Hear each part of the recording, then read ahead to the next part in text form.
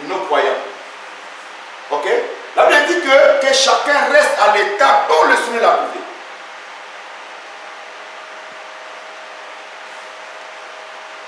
Il va plus loin. Si on t'a trouvé, tu es esclave, tu restes esclave. À l'état, il y avait des esclaves.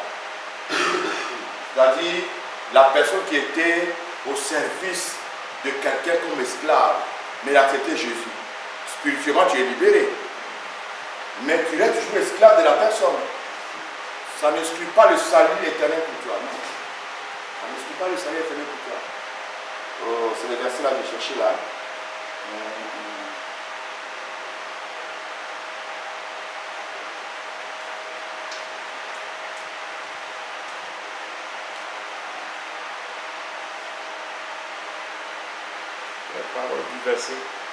Les paroles du verset, que chacun reste à l'état dont le Seigneur l'a appelé. C'est les paroles là, c'est les passages là qui sont déjà pris. Juste pour confirmer, le deuxième groupe, pour ne pas dire qu'un chrétien peut aller marier un païen. Non, ce n'est pas dans ce sens-là que l'apôtre Paul parle. Ok? Est-ce qu'il donnez-moi, c'est important que je puisse trouver ce verset-là. C'est important. C'est dans 1 Corinthiens 7. C'est? Oui, c'est dans 1 Corinthiens 7. Oui, dans 1 Corinthiens là toujours.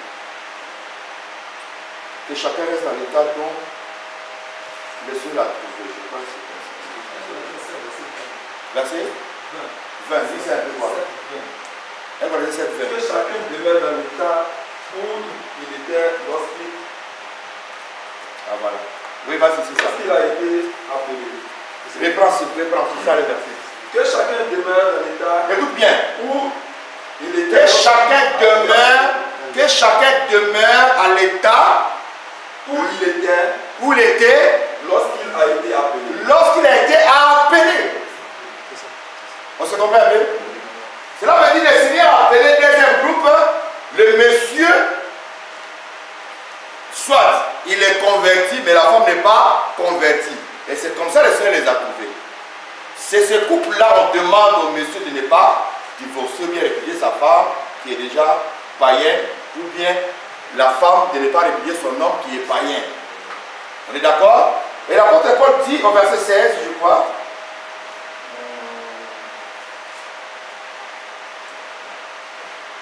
Non, il dit le verset 16, je crois.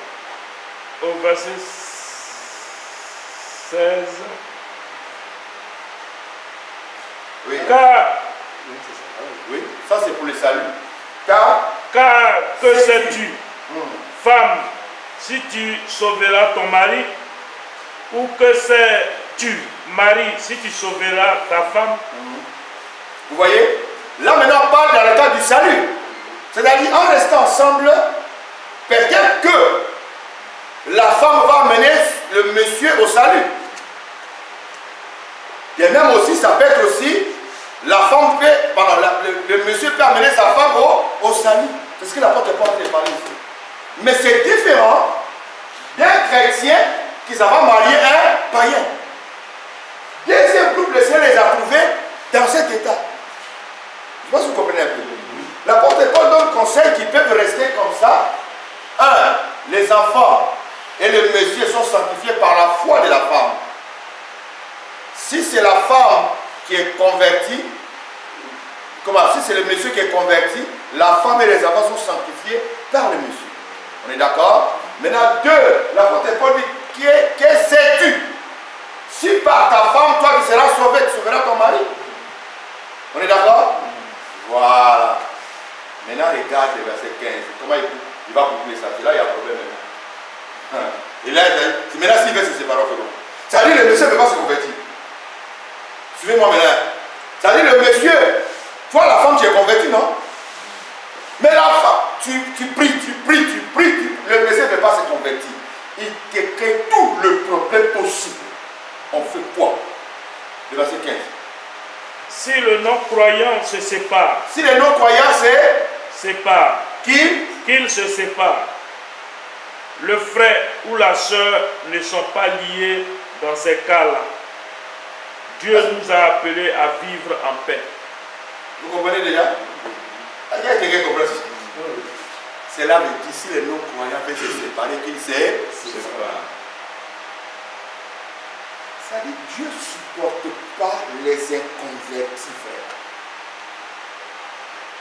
Parce que le monsieur là qui n'est pas converti peut envoyer toutes sortes de désordres dans les foyers. Quand on dit Dieu nous appelait dans la paix, cela veut dire qu'il faisait des troubles. C'est un faisait de troubles. Ce foyer-là, si l'homme se séparait, il n'y a pas de problème. Je ne sais pas si vous comprenez un peu. C'est-à-dire le mari croyant ou bien la femme croyante, arrivé à un moment, il peut lâcher, dit non, c'est bon. Moi, je ne veux plus. Parce que le monsieur n'est pas converti, il ne veut pas se convertir.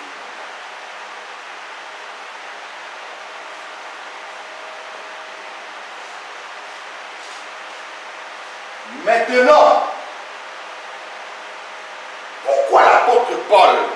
Parce qu'à chaque fois, quand il dit ces choses, il nous fait toujours référence à certaines réalités.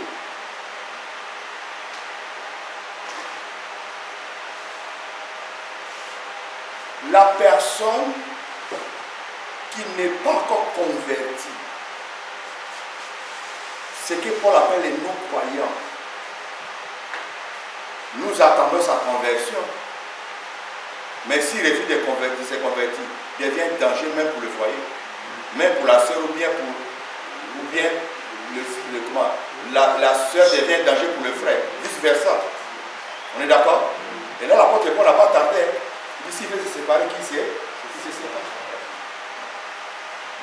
Voilà pourquoi je vous ai dit que c'est Paul qui vient nous éclairer. Il va répartir les choses. Pour ne pas que quelqu'un dise non, il a dit soif d'infidélité. Là, il n'y a pas d'infidélité. C'est un problème de paix dans le foyer. Il dit car Dieu nous a appelés à vivre dans la paix. Donc pour que la paix continue, non, le monsieur doit partir, bien le monsieur, non, on la libère. C'est fini. Parce que demain dans ton église, tu vas voir un couple qui a des sérieux problèmes. Le monsieur vit avec une soeur qui vient à l'église, mais le monsieur la torture, manger tout ça. Regarde bien, j'aimerais que nous lisons, nous verrons sur ce truc-là. Regarde, nous revenons sur le texte là, il y a quelque chose qui m'a échappé un peu. On revient au verset 14. 1 Corinthiens 7, 14. Oui. Car le mari non croyant est sanctifié par la femme. Non. Commençons au verset... Non, verset 13, voilà. Verset 13. Écoute bien.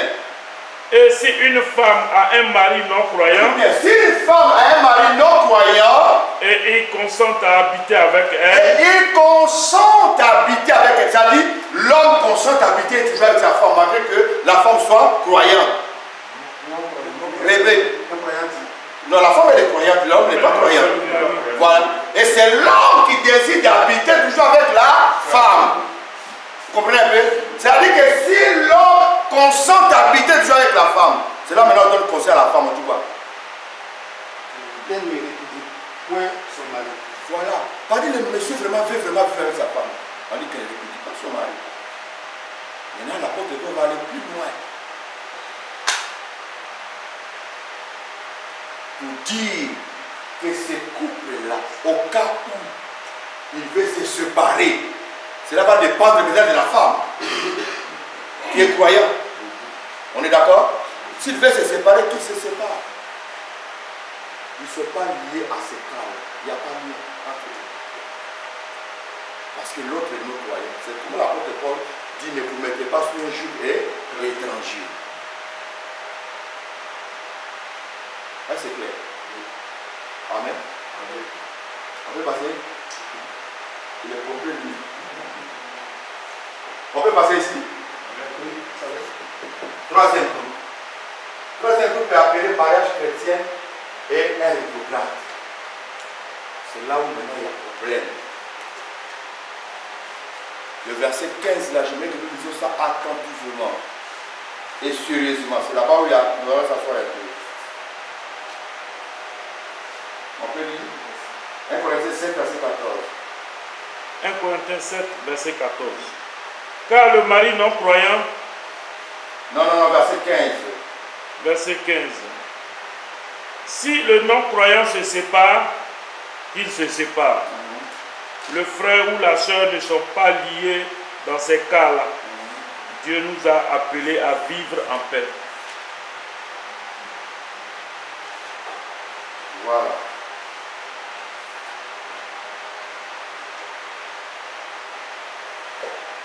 Nous allons prendre le verset 15 pour étudier ça très bien. Quand Paul dit, si les non-croyants se séparent, c'est-à-dire quand le divorce est autorisé pour un non-croyant qui vit avec un frère ou une sœur croyante, c'est-à-dire il ou elle est converti. Je vais expliquer ça.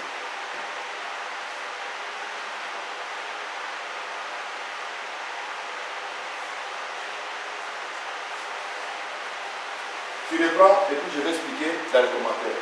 Suivez. Verset 15. Si le non-croyant se sépare, il se sépare. Le frère ou la sœur ne sont pas liés dans ces cas-là. On dit le frère ou la sœur ne sont pas liés à ces cas-là. Quand on dit le frère ou la sœur, on parle de qui ici? Des non-croyants ou bien des chrétiens? Des chrétiens? On est d'accord? Alors, ce n'est très bien. Ici, troisième groupe, il s'agit pendant la marche. Tu vois très bien. C'est-à-dire que tu as marié ta soeur. Toi, tu sais qu'elle est convertie. On est d'accord? Tu as marié le frère, tu sais que le frère est converti. Vous êtes venu maintenant dans le foyer. Vous êtes venu maintenant dans le... C'est pendant la marche qu'il y a problème. C'est pendant la marche. Quand je dis la marche, il a dit qu'au fil des temps. Ok? Au fil des temps, c'est-à-dire les temps commencent à passer un peu. Vous savez que non, il y a quelque chose qui commence à clocher. Ok? Alors, vous me permettez un peu. Je vais revenir sur un point que j'ai sauté.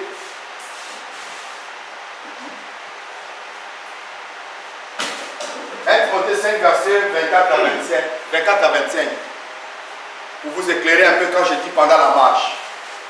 Cela veut dire ici, le frère sait que la sœur est convertie. La sœur sait que le frère est converti. Ils vont fonder un foyer de croyants. On est d'accord? 1 Timothée 5. Oui, verset 24 à 25. Écoute bien ici.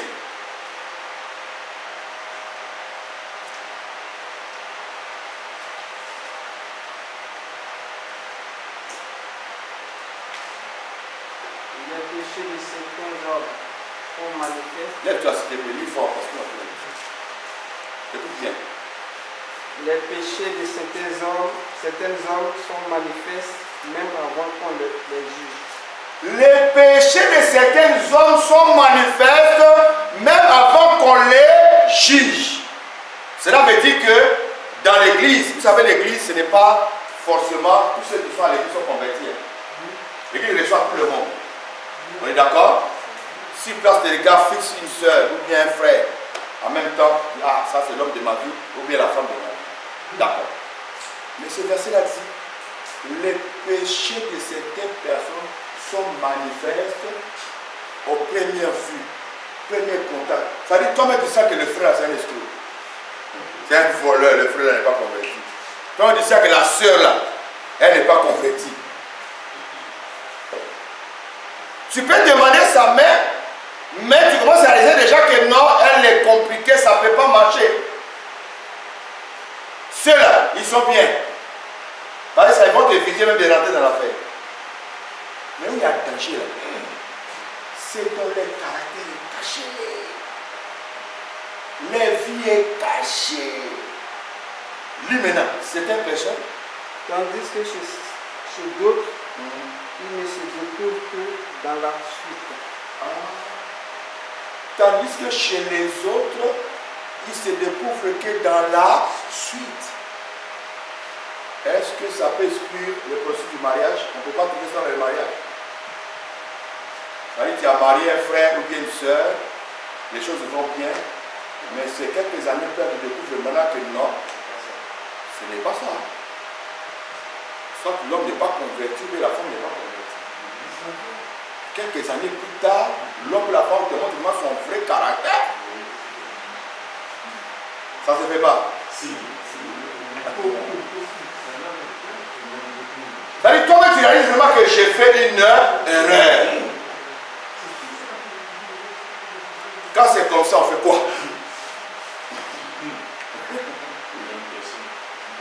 Oh, la Bible dit que sauf à cause de l'infidélité. D'autres pensent que l'infidélité, là, c'est la pitié seulement. C'est là où les chrétiens sont bloqués.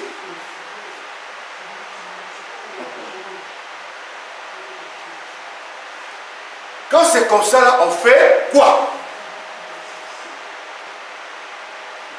C'est comme ça que tu vois quand on relit le verset 15 de 1 Corinthiens 7 là. Il dit quoi? On relit ça.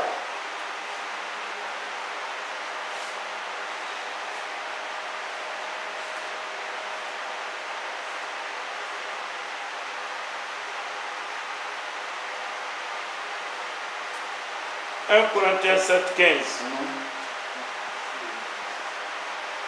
Si le non-croyant se sépare, qu'il se sépare. Le frère ou la sœur... Écoute bien, on dit, le frère ou la sœur ne sont pas liés dans ces cas-là. Ne sont pas liés dans ce cas-là. Quand on dit le frère ou la sœur, il s'agit de frère en Christ, non? Écoute bien le verset. Le verset dit, le frère ou la sœur ne sont pas liés dans ce cas-là. Parce que le frère ou la sœur qui est chrétien découvre que celui qui a foi de moi, c'est un non-croyant. Vous comprenez un peu? Attends, je vais te donner. Vous savez ce que Jésus a dit par rapport à un rétrograde?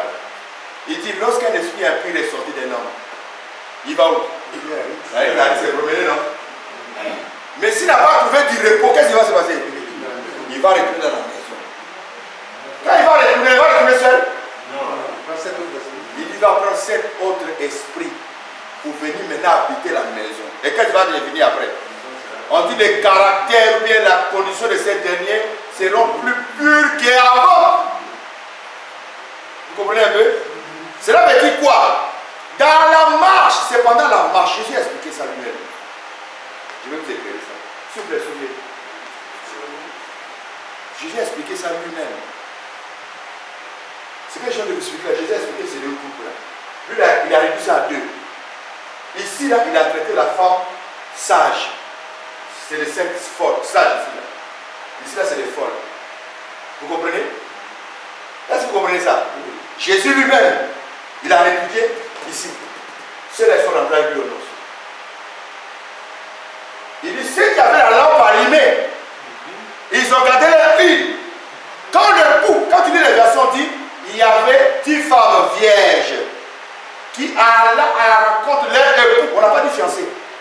On dit époux. Elles allaient à la rencontre de leur époux. Or, quand on dit époux, il y a eu déjà quoi? Il y a eu mariage. Vous comprenez un peu? Maintenant, ça là, il parle, c'est dans la marche. C'est-à-dire, tu as marié ta femme, mais c'est dans la marche. Dans la marche, il y a l'autre qui n'avait plus de l'huile.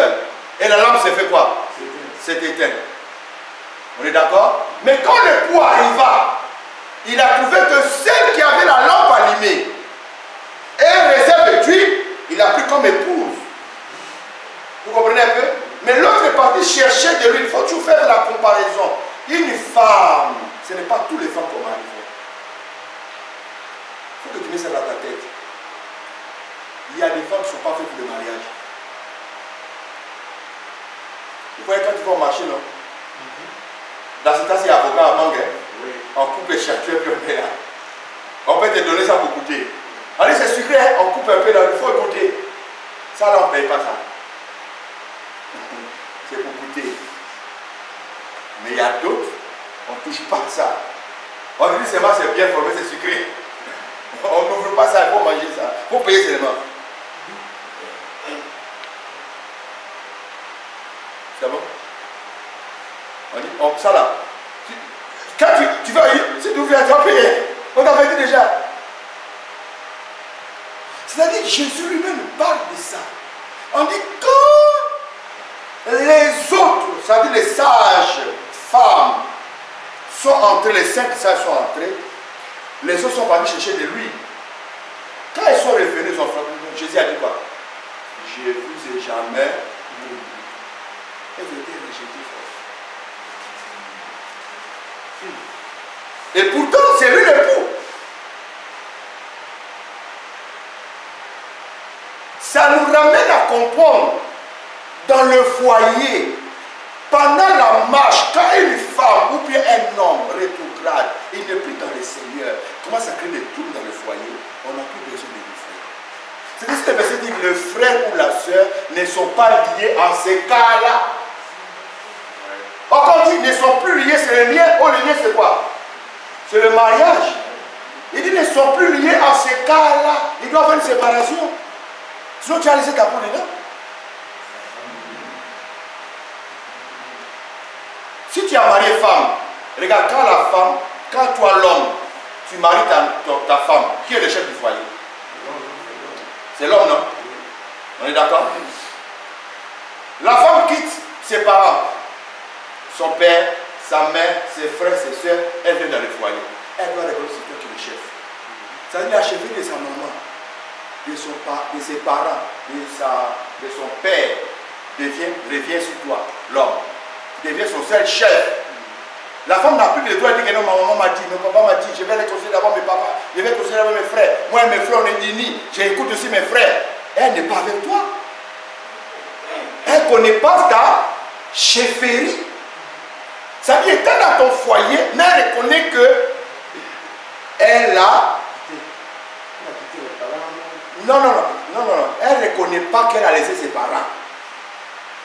Ça veut dire quand toi tu vas dire pas, elle appelle sa maman. Maman, voilà ce que mon mari vient de me dire comme ça là. Elle dit non, faut pas rester ça. Elle aussi, elle ne te dira pas que c'est maman. Elle dit que je ne veux pas, je ne ferai pas ça. Elle dit les autres de l'extérieur. Elle ne reconnaît pas ta chefferie. Une femme qui reconnaît son homme et chef, elle dépose les armes. Ça dit, tu es son frère, tu es sa soeur, tu es sa maman, tu es son papa, toi l'homme. Tu deviens son chef. C'est ainsi qu'elle sera obligée de se soumettre dans toutes choses. Parce que quand elle ne reconnaît pas que tu es chef, elle ne sera pas obligée de se soumettre à toutes choses. Non, ce n'est pas possible.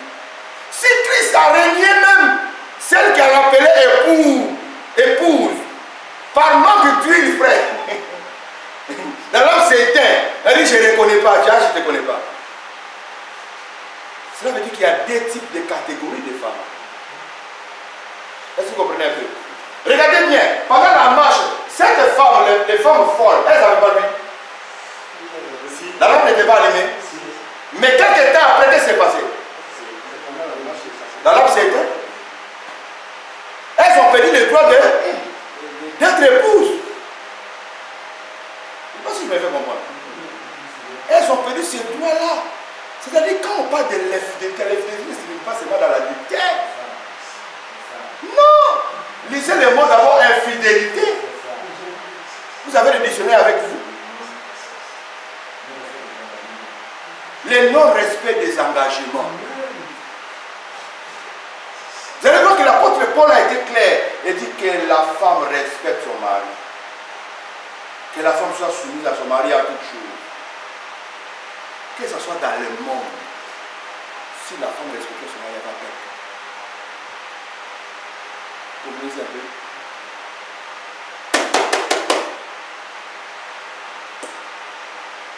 C'est ainsi que Jésus n'a pas reconnu cette église.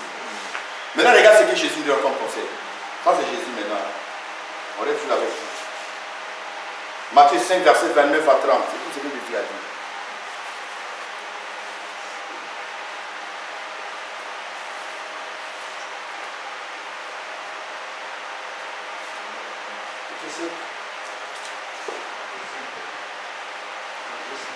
« 29 à 30.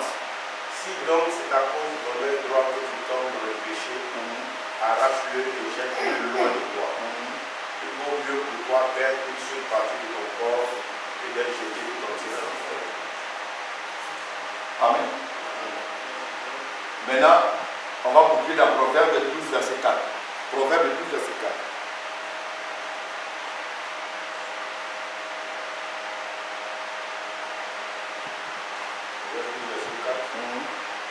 Une femme vaillante fait la fierté de son mari. Une femme Vaillante. là on dit vaillante. De l'autre côté, on dit une femme vertueuse.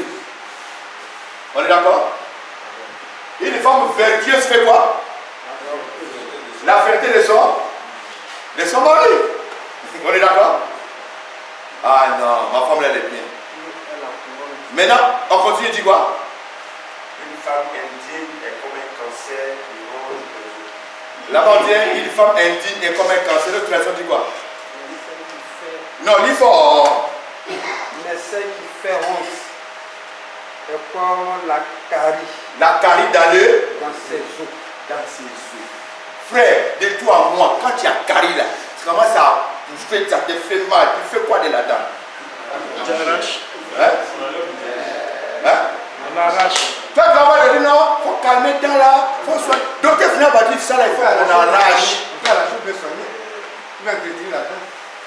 Oui, mais si ça continue, on dit une femme. Hein?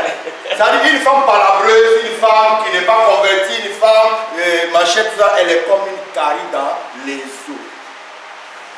Or, vous savez, ceux qui ont carie savent. Ah oui, moi j'ai eu ça, je suis parti aller à la chute. C'est-à-dire, on a plombé d'abord. Mais après ça, là, c'est sorti encore. J'ai dit, quand tu m'as dit ça, si ça pique, j'ai dit, à lever, ils ont arraché, calme. C'est ainsi que Paul dit, le frère ou la soeur ne sont pas concernés à ces cas-là.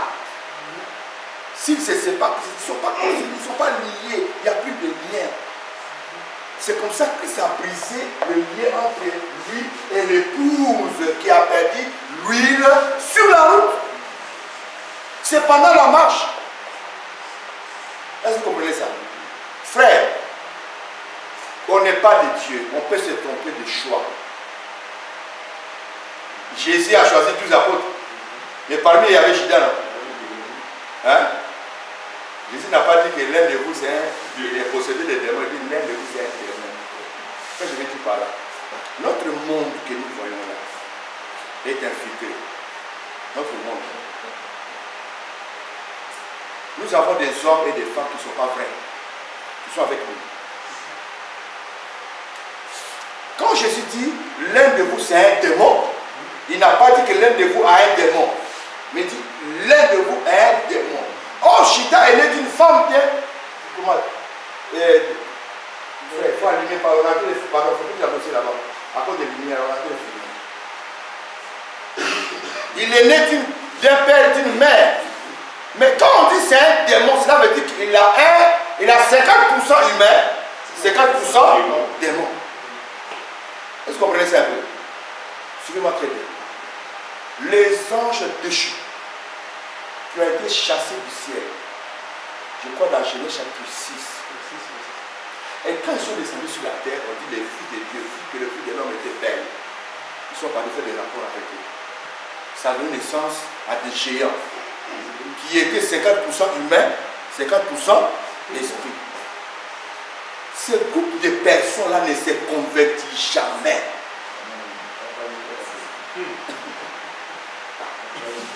Est-ce que vous comprenez un peu? C'est comme ça, avant d'être marié, il faut d'abord chercher à savoir la femme là, elle est de quelle famille. C'est important. Là, votre enseignement là. Vrai ou faux? Pour ceux qui savent, ils savent. Moi, quand je voulais me marier là, à Kinshasa d'abord, j'ai eu une femme fiancée, je suis parti parler à mon papa. Mon papa a dit, donne-moi le nom de la fille là, j'ai donné. Maman a dit, mais non, ma chère, elle est de ma région. Mais c'est comme Gagnois. Hein? Gagnois, il y a différentes régions, non? Il y a d'autres qui sont Gagnois il y a des bêtés de Soubré, on est d'accord? Des bêtés de Gagnois, il y a des bêtés de Saïwa, et ainsi de suite. Maman m'a dit, cette famille-là, elle ne se marie pas. Parce que toutes les femmes là sont des femmes prostituées. C'est là-bas que tu es parti. Moi, je vois ça la foi dans le Seigneur. Donc, Dieu va transformer les choses. Mais au finish, avec mes prières, ce mariage-là, ça n'a pas marché. La fille sortait avec différents garçons, malgré qu'elle priait avec moi à l'église. C'est obligé de voir pour ça. Je reviens pour dire, il y a des personnes qui sont dans ce monde. Il y a d'autres, ils sont 50% humains, 50% démons. Cela veut dire que, soit leurs parents, en cherchant enfants, ils ont couché avec des esprits, ou alors avec des féticheurs, ou avec un génie quelque part.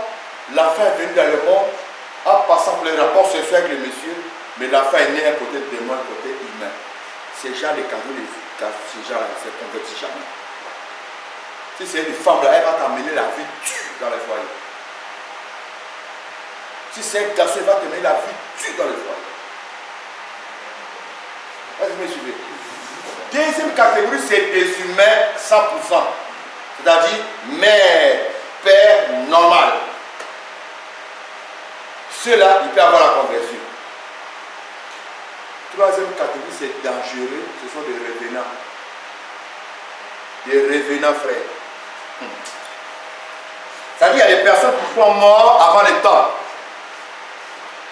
On les a tués soit par la sorcellerie, la magie, l'occultisme et autres. Mais ce temps n'est pas encore arrivé. Ces personnes sont utilisées. Ils ont des heures où ils sortent dans les cimetières pour se promener. Il y a d'autres parmi eux qui ont fondé des foyers.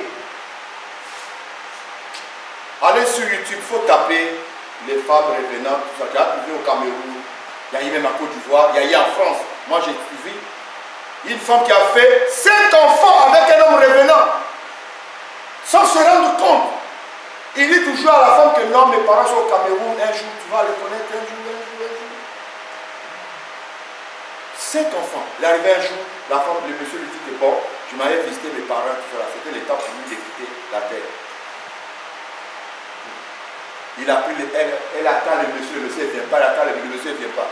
Donc, finish, elle a pris tous ses enfants, ils sont descendus au Cameroun. Ils sont arrivés au Cameroun, c'est dans un village. Je veux la maman, elle dit, oh, c'est maman, je suis la maman de tel personne, d'accord. Ah, je vais te présenter ses enfants. La maman du monsieur dit, ses enfants, oui. Je suis sur Canal 2, chef du Cameroun. Elle dit, comment mes enfants? Elle dit, mais voilà, les enfants et ton fils, on a passé un bon moment en France là-bas. Comment ça? Wow, la maman a commencé à pleurer, les voisins sont venus. On a conduit la femme jusqu'au tombeau de la télé, mes yeux. La femme est tombée KO.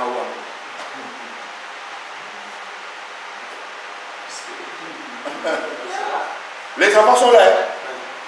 Les enfants vont à l'école, ils sont intelligents, mais avec un revenant. C'est dans notre monde ici. Voilà pourquoi avant de marier, là, il faut beaucoup prier. Parce que la femme peut ruiner ta vie. Il y a des femmes qui rentrent dans ta vie, là, c'est fini. Frère, tu ne vas pas te retrouver. Peut-être arrivé un moment, ça va commencer à aller près un moment. C'est vice versa. Hein? Ça peut être la femme comme ça peut être aussi l'homme. Là, je me fais comprendre. Hein? Ça passe? Ok.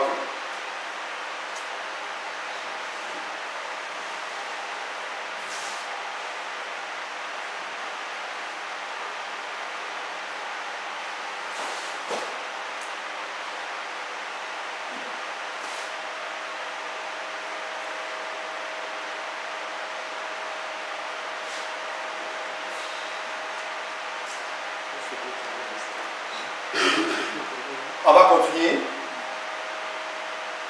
Vous savez, nous avons dans la Bible, dans le livre d'Esther, chapitre 1, versets 10 à 17. On ne va pas lire tous les chapitres, mais on va lire les versets 12, on va sauter le verset 16 et puis le verset 17 à 20.